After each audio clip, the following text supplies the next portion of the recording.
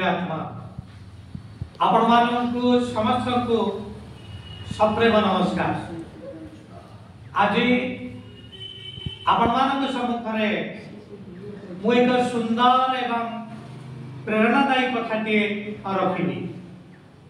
कथाटी एभली भावरे एक शिल्पी से पत्थररू अनेक मूर्ति गढ़िबार प्रयास करी आसीछि। ता निकटरे अनेक पत्थर रहिछि। केउ पत्थररू से शिवंक मूर्ति बाहर करिबो, केउ पत्थररू गायत्री मांकर मूर्ति आसीबो, एहा से देखुछि। किंतु जते बेले से निजर निहण हातुडी देई करी प्रथम पत्थर निकटरे पहुँचुछि एवं निहण हातुडी आघात करिछि से प्रथम पत्थर रे पत्थरटी चित्कार करिछि। से शिल्पी विरुद्ध विषोद्गार करिछि। शिल्पी को कहिछि मते बहुत कष्ट होउछि, तमे मते कष्ट दियो ना। शिल्पी ता निकटरु फेरी आसी द्वितीय पत्थर निकटकू आसीछि। द्वितीय पत्थर मध्य अनुरूप भावरे सेही कथा ही कहिछि।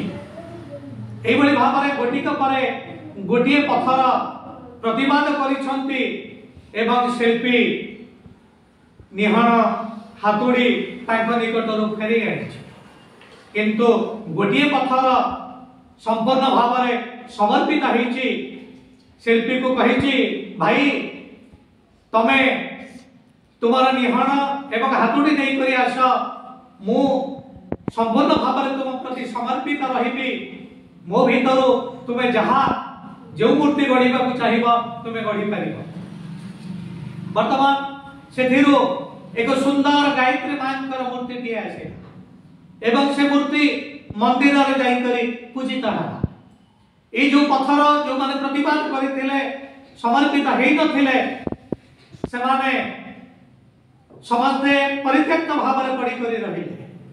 जता बळे गायत्री मांकर रूप नेछि गोटे पत्थर पूजा पाउची, सेता बेले एमाने दुख प्रकाश करिसंती।